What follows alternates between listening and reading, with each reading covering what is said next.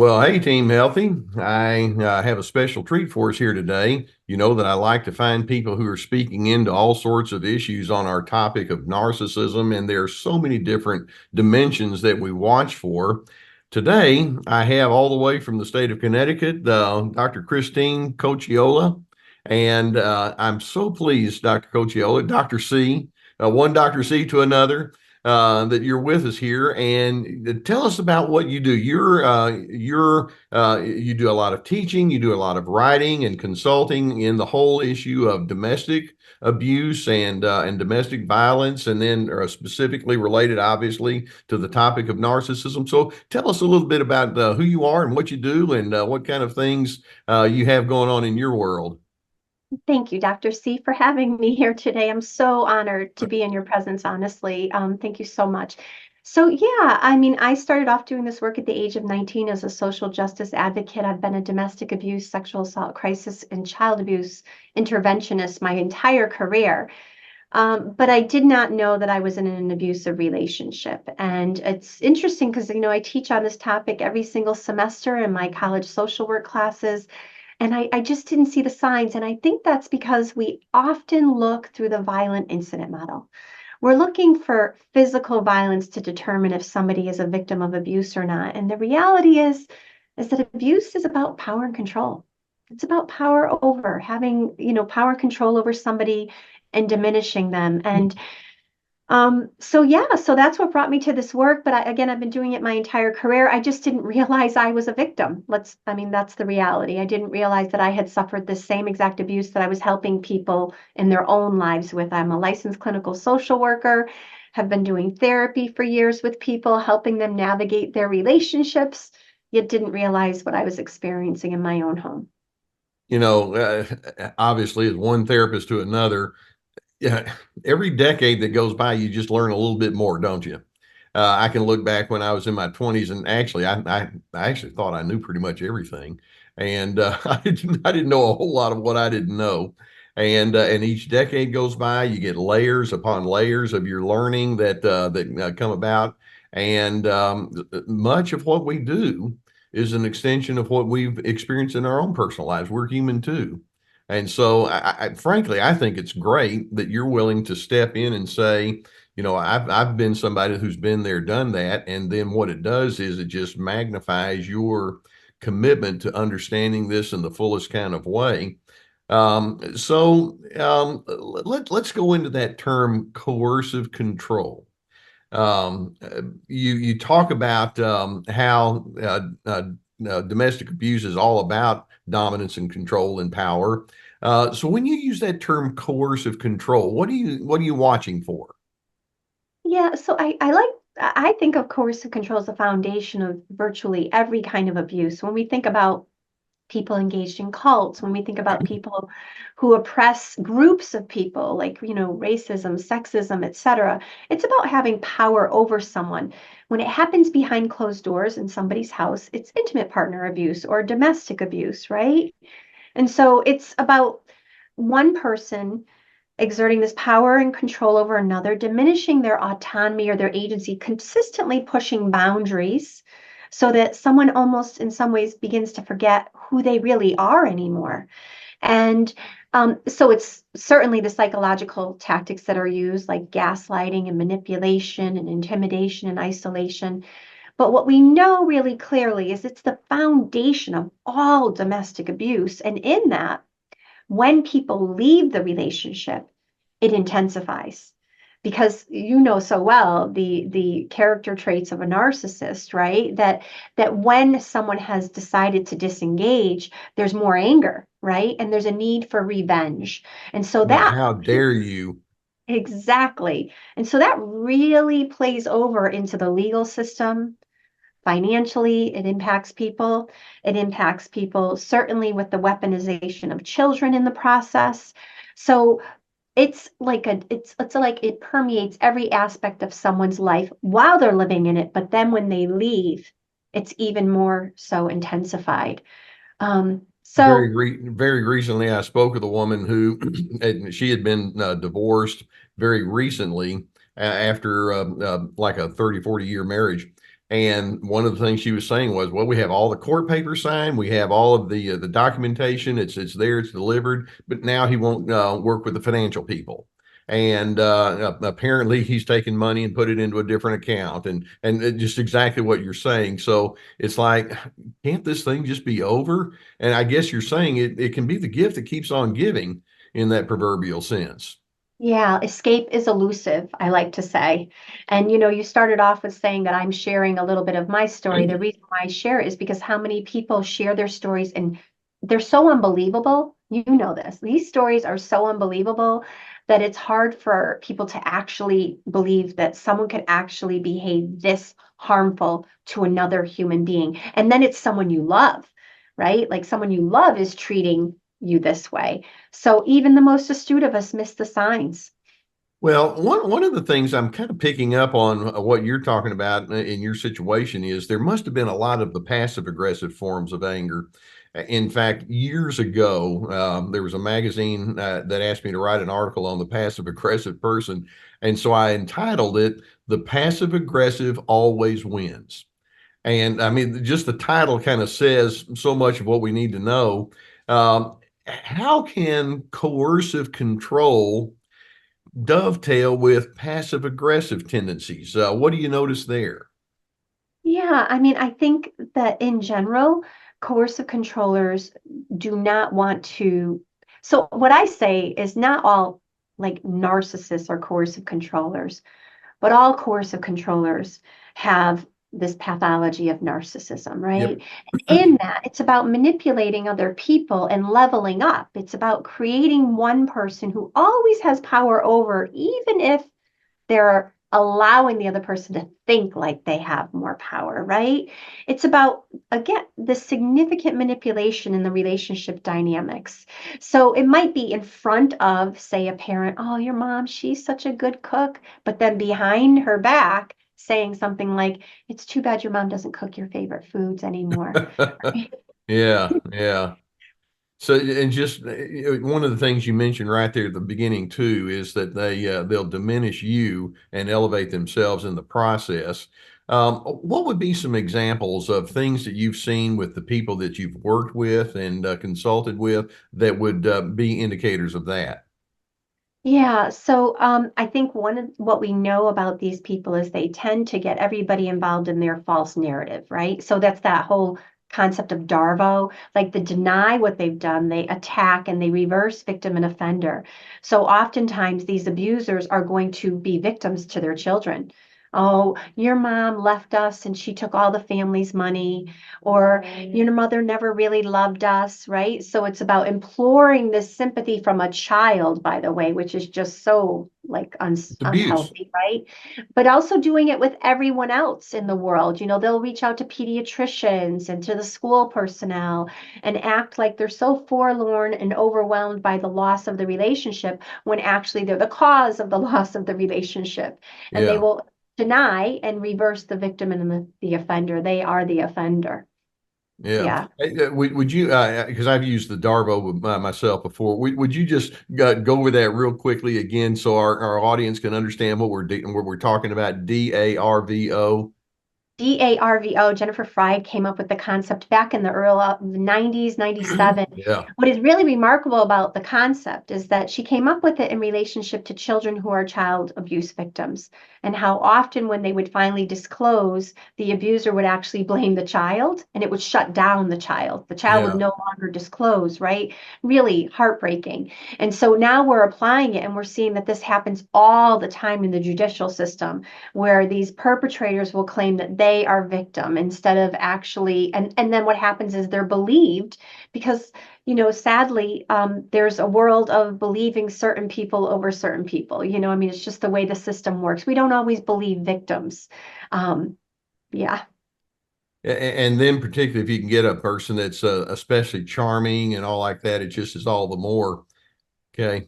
Now, one of the things, and by the way, you would have no way of knowing this, but I did some volunteer work for a women's shelter for about 6 or 7 years, cooking breakfast and stuff like that. Thoroughly enjoyed doing it. But one of the things that we know when we enter into that space, and women have been on the receiving end of the abuse, is there tends to be a lot of isolation that happens. Now, again, sometimes it's very blatant and obvious, and other times it's more subtle. What do you notice along the lines with respect to that abuser isolating the one who's being victimized? Sure. So I think that's a significant strategy that's used, and it's going to be something that's used in, again, like maybe this passive aggressive way, right? Like, oh, you don't want to really go out with your friends. Don't you miss me a lot? Or maybe something like, I heard your friends talking about you last time we were together. I don't think that they're as close to you as you think they are.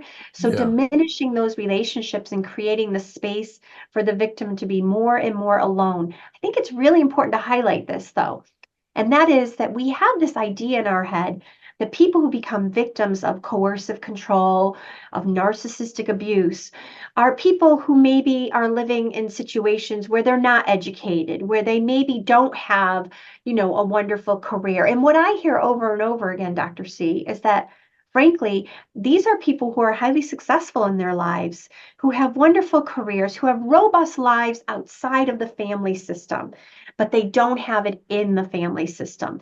And thankfully they do have that. But I guess the point is that this can happen to anyone. This is not like just people who are living in poverty. Or we used to have that view. It had to be physically violent, it had to Hmm. be you lived in poverty, you were uneducated. That is not true. It happens across it, as Dr. Evan Stark states, who actually propelled the term, it happens across time and space in an individual's life. It doesn't just end when the relationship ends. It continues and it happens across all of your spaces. And so these people are extremely adept at creating isolation, even if someone has a full life at work. They are extremely adept at doing it. Yeah, and the isolation may not always be physical isolation. Sometimes it is, but what I'm hearing you say is sometimes it can be far more subtle than that. Isolation in the sense that you train that person not to trust other people. Well, your sister told me, or you think this person's your friend, but and so there's put that's the gaslighting, of course. They put doubt in your mind, and then it disrupts the connection that you have with other individuals. Right. The idea is to diminish your connections so that you feel less in control. And if you feel less in control, then who has the control? The coercive controller has more control over you. And that's the goal, as you know. One of the things that I notice, I mean, it's just pretty close to 100%. When you have that coercive, controlling person, they have in their minds what I refer to as the agenda, capital T, capital A, the agenda. There's a certain way things are supposed to be, and I have a term for that. I call it imperative thinking, and the implication is I need you to start filtering your way of thinking through my agenda. Mhm. No, that's not the way it was, or you didn't read that correctly, or you didn't do this right because it's supposed to be this and it shouldn't have been that. When you talk with individuals who are on the receiving end of that, how significant of a factor would you say that is?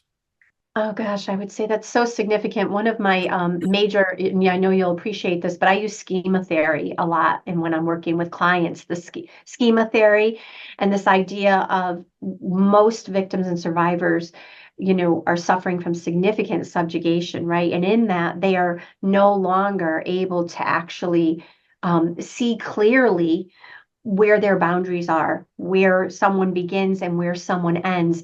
And to your point, that is exactly what this coercive controller narcissistic abuser wants. This person wants people to have a lot of self-doubt and to question themselves and to be continually trying to fix or make things better in the relationship. Because if I can accuse you of the relationship not being stable, if I can say it's because of you and you're a person who wants to, you're subjugated and you want very much to accommodate, you're just going to work harder. You're just going to keep working harder. And I see this oftentimes with children. So I don't like to say that protective parents gaslight their children. But in reality, if you're living in a very toxic environment, you as a protective parent are going to want your kids to think everything's okay, even if it's not okay. Hmm. So, as you know, gaslighting has a malicious intent. I call it intuition disintegration. The coercive controller's goal is to make you not feel your intuition, is to not That's a have you great want. way of putting it. Yeah, and then what we do as protective parents is we almost disintegrate our children's intuition because we're also pretending everything's okay. We're trying to walk around on eggshells making sure everybody's happy, and in that the children think things are okay even if their body is telling them otherwise. And then we wonder why children don't get it, why they don't see it clearly, because we have been participating in that disintegration of their intuition, not malicious at all. We've been Wow, doing it. that is such a necessary insight. Okay, so let's say you're the mom, and more often than not, I guess it's going to be the mom in this role. Um, and you know that the kids are struggling because they're trying to come to terms with, what's going on with dad and what's going on with mom, and why do they not get along, and why am I feeling so confused? How direct should you be? Of course, obviously it a lot hinges on the age. I mean, you talk differently to a 6-year-old than you do to a 17-year-old. But what are your thoughts there? So I think it's very tricky to your point, especially when we have like family court involved, right? Because you're not really supposed to bring the children into the dynamic at all, even though they are in it. Let's be honest, they're in it, right?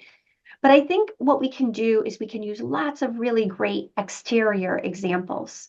We can talk about somebody at work who maybe took our parking spot twice in a row and crossed our boundary and how that was not healthy, right? Or that was not appropriate. We can talk about toxic relationships that maybe we've had with a friend or somebody on the playground who's bullying a child, and we can explain to them what fight is, like what that trauma response is. I love to give children the psychoeducation about all of these concepts outside of the parental subsystem, so that way when they begin to see it and acknowledge it in the parental subsystem, they can name it. Yeah, And in other that words, they're not unfamiliar with it. yeah. And I so it's challenging though. I have a 5-year-old granddaughter, and I'm being very deliberate in books that I buy for her about how to make choices and things like that. And it's all part of laying a foundation because she loves to read with pops, and of course I eat that up. But kids need to learn that you have your own separate self, and you can do that. I want to ask you a question. Excuse me, a little bit of the respiratory stuff still hanging on with me there. Um, one of the things that I will tell parents is you don't have to completely ignore the differences between yourself and the other parent. And by that I mean yeah, the child may say something like, "Well, I didn't like it when Daddy was yelling, or Daddy didn't want me to do this and all." And rather than saying, "Oh, there, that's okay," because it's not. One of the things would encourage parents, without dissing the other parent, is to say, "Well, why don't we just agree that when it's you and me, that we'll have our own preferences that we go with. If you have something you want to talk with me about, let's do that. Or if there's something that I've said that seems confusing, go ahead and call me out on that. And between you and me, that's what we're going to do." And so you just bring it down into that narrow focus. You're not saying, "Well, that other person's a jerk. They do that to me too." I mean, would you see that there would be that in between style of communication? I think it's a tightrope, but I do totally coach all of my protective parents on that. We can give them clarity without disparaging the other person. We Right. can validate their experiences. Like instead of saying, dad maybe didn't show up for the second visit, let's just say, second time, dad didn't show up, and the child might be hurt by that. Instead of saying, you know what, daddy's really busy and he's working hard, honey, and I'm sure he's very sorry. He loves you very much. No. Right. You're just being an enabler. No. How Right. about just having clarity? I'm really sorry that that hurt you, sweetheart, but mommy is right here with you, and we're going to go to the park, or Right. mommy's right here. Validate their experience. And I think that that's what ends up happening when we're living in this gaslit world as an adult. There's an elephant in the room that nobody's talking about, and we're teaching our children to walk around this elephant. Yeah. And that's that intuition disintegration I was talking about, right? And so what we have to do is address the elephant without actually saying it's the elephant, but we Hmm. can address the elephant. And we do a big disservice to our children when they are growing up in these homes. They know something is wrong. They can feel it in you. This is why we know research is showing us over and over again that children who grow up are not witnesses to or exposed to domestic abuse, but they are actually somatically experiencing everything. They have their own sense of participation in it. Okay, Absolutely. so this brings up a very interesting question. I'll have people say, "Well, I just don't believe in divorce." And it's like, well, listen to some of the stories I hear. Maybe you'll think a little bit differently. I mean, not that it's a wonderful thing, because it's not. Is there a time when you can say, or maybe, and of course, the line's going to be different from with one person to the next, where it's like, we need to get apart from each other, for my sake, for that other person's sake, and especially for our kids' sake. What kind of criteria do you look for that might lead us down that path? So I think that it's always unhealthy to live in a toxic relationship. But a lot of women and victims, we'll just say victims, stay because it feels safer to stay. So you know that these abusers will pull you back into the relationship with their love bombing and, with threats, right? Intimidation, etc. The And cycle so of abuse you're referring to? absolutely, absolutely. So I think that escape is elusive, and when you leave, you have to know that it's probably going to get worse. We know victims are most at risk for death when they leave, which is just really startling. There was Yeah. a research study out of California, and a fifth of victims were murdered within 2 days of leaving, of getting a restraining order. That's what we tell victims to do. These victims did it. 231 victims, a fifth of them were murdered within 2 days. Hmm. So this is an epidemic that we're not really talking about. And coercive control is the foundation of it all. When we look at domestic abuse homicides, 92 to 94% of them had coercive control as the underlying foundation of it. So this is really what it is, right? And so I would say that the one thing that we can hold on to is that if we leave, if we escape, I should say, we give our children the gift of perspective. We give them insight on what it can feel like to not live in that environment. And so I never judge anyone for staying because I have many clients who are still in the relationships because of their fears. But the reality is that if you feel like you can, you give your child that gift of perspective, which is so vital to their understanding what they should tolerate in their own lives versus what they have been tolerating without even knowing it in this family system. Mentioned isolation, a little bit back. One of the things that the kid can feel is isolation. I don't know if I can say things, and I don't know if it's safe. And so part of the healing that you can help engender with the child is to bridge that gap. And as you're making adjustments, it's like, I think in the next weeks and months and maybe even years ahead, there's going to be some things that I'm going to do differently now, or I'm going to emphasize differently. And you might say one or two. What about you? What kind of things would you like to do differently? Would that be a good way to try to rebuild some of those bridges back to the heart and allow them to feel more of that freedom to talk? Absolutely. I think I mentioned I have a protective parenting program, and the whole purpose of it is that I believe the best therapists for our children are their protective parents. We have so much influence in the days in our home when we're with our children that we can help to give them clarity, we can help them feel safe, we can help to give them the discernment between what's healthy and unhealthy. This takes work, as you know, as any parenting job does, but these are kids who really, when we are able to separate ourselves and give them that clarity, they're going to have safer boundaries. They're going to really know going forward what to look for in a healthy relationship versus an unhealthy relationship. And I think that, that's such a gift in and of itself. Never mind that our home is going to be different. We're not going to be an authoritarian parent or a laissez-faire parent. We're going to be that authoritative parent that gives our children routine and boundaries and structure and unconditional love. One of the things that I think children always know is they know that abusive parent does not love them unconditionally. They know that at their core. Yet we're consistently saying to them, oh, your dad loves you so much, or oh, he wants to see you. That's mixed messaging. You don't have to, I always say to my protective parents, you don't have to elevate the abuser. You don't disparage them, but you don't have to elevate them. But Yeah. what we do have to do is elevate ourselves in their lives. You know, the person who's in that teaching kind of mode towards other kids has kind of a that fine balancing act, because you know that for years that person's been suppressing and suppressing, and so it's finally like, you know what, I'm tired of holding all this stuff in, and sometimes it wants to come out like a big gush. But to your point, but I don't want to gush all over that child or other individuals who may not be the appropriate recipient of my emotion, and so there's you want to have a sense of freedom, but you also want to have a sense of restraint and discernment and wisdom.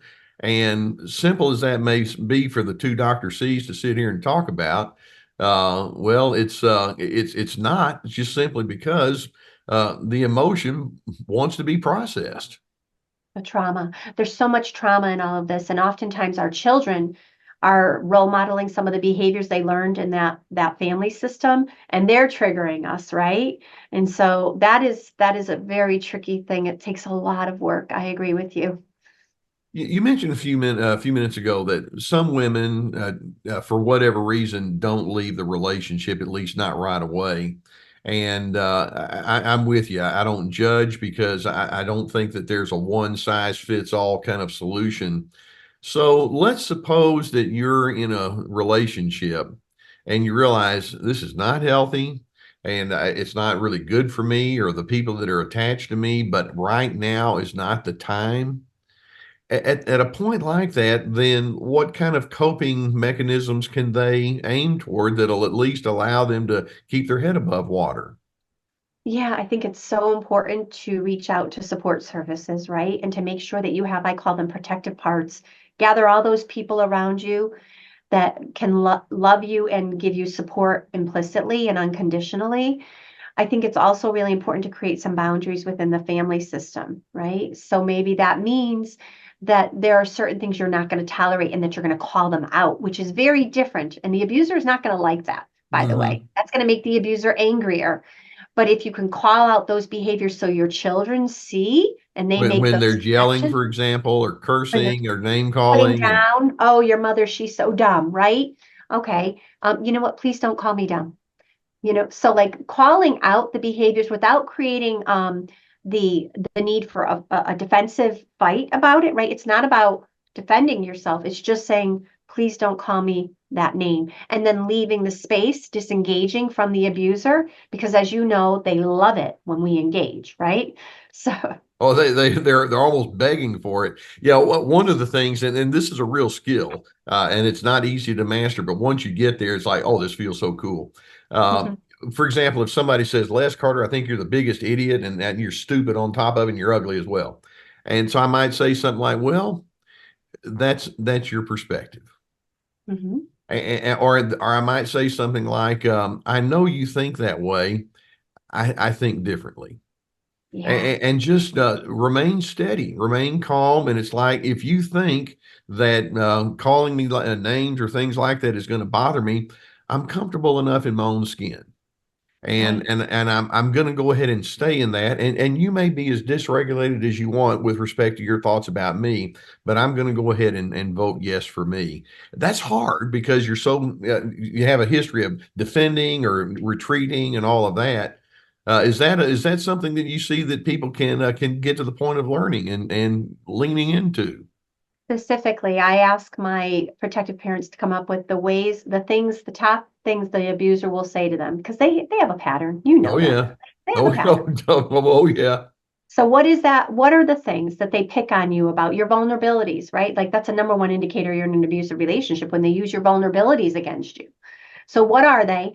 And now what I want you to do is to write down exactly what your response is going to be every time they say it. Every time. It's like hit return, hit return, hit return. So yeah, I love your response. I use yeah, I don't agree, but thank you for your Ex input. the Yeah. same Or concept. Yeah. yeah, basically, right? Or I say, yeah, that's not true, but okay. Okay, thanks for letting Yeah. me know. And so it's really about, but if we don't have that arsenal of canned responses somewhere in that dysregulated state, we're not going to be able to grab it. Our brain is going to be in reptilian mode. We're not going to be able to grab it. So we have to really practice that. The empty chair idea. I tell my clients to look at the empty chair and pretend they're having a conversation with the abuser, because if we don't practice it, we're not going to be ready in that moment. So true. Yeah. And in fact, when I would do those kind of things back when I had my practice, I would also say, why don't we, as we're talking about the possibilities of your responses, why don't we include some of your crummy options too? Yes. And let's think that one through. You can scream at them. That's always an option. You can kick them in the shins. That's another option. You can say ugly things about their mama. That's an option. What do you think about that? You can cry and go into the other room, or then we look at the healthy options. Which ones make the most sense? And it can be very empowering to realize, oh, you mean you're saying I have options, crummy options and good options, and I'm smart enough to pick the good ones, right? So. Love it. That is perfect. That is perfect. I actually help say to moms, let's role model how you can help your child in these situations too. Because, these kids don't know what to say when, maybe dad says something negative about mom, or mom says something negative about dad. Well, let's talk, let's process with what you can say that gives you agency in that moment, that personal power, so that that person knows that that's something you're not comfortable talking about. Let's we'll kind of begin winding here, but I want to throw out a word. It's one of my favorite words in the therapy lingo. It's the word freedom. Each person has the freedom to be who they will. You get to choose who you're going to be. The opposite of coercive control would be freedom. One of the things we're wanting to lead people towards is that sense that says you have the privilege to be who you are. It's not just a right. It's just simply who you are.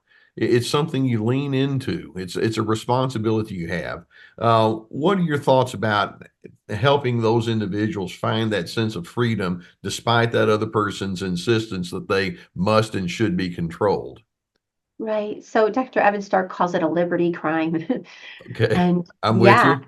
yeah, right. It sounds like exactly what you just said. So I would say that again, make sure that you're reaching out to people who can be there for you, and begin creating safe spaces for yourself outside of that relationship, because that relationship will consume you and devour your autonomy. Autonomy will be completely devoured if you do not ensure that you have places to escape to give you autonomy and to be heard really clearly. Dr. Christine Cocciola, we need so many more people like you. You're so articulate in the way that you say this. Okay, you have a website. I love the name. I knowyourheart.com.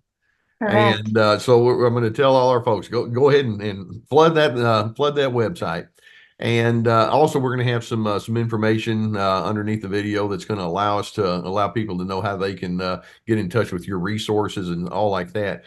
You're doing such necessary work, and I'm so encouraged when I talk to people like you that are. I mean, you're on the front line and doing the necessary thing out there. So thanks so much for who you are and what you do. Well, thank you so much for what you've been doing. You've been a trailblazer. Let's just be honest here. You've been blazing this trail for a while. And I'm really grateful that people have been able to find you and find you gave me solace in the very beginning when I started to figure out that's what I was engaged in my Yeah. relationship. So I Well, appreciate you very much. we all learn from each other, don't we? So let's continue in that effort. Once again, thanks so much for being with us, Team Healthy. I hope that you are hearing the heart of Dr. C here, the other Dr. C, and that you're going to be able to take up the information that she has to offer. I will see you next time. And once again, thanks for being with us. And um, Dr. C, I hope you're staying warm enough up there in Connecticut. I'm kind of guessing it's a little chilly out there where you are today. So, Sure. okay. I'll see you next time. I hope that we have the chance to do this again. Okay. Thank you so much. You're quite welcome.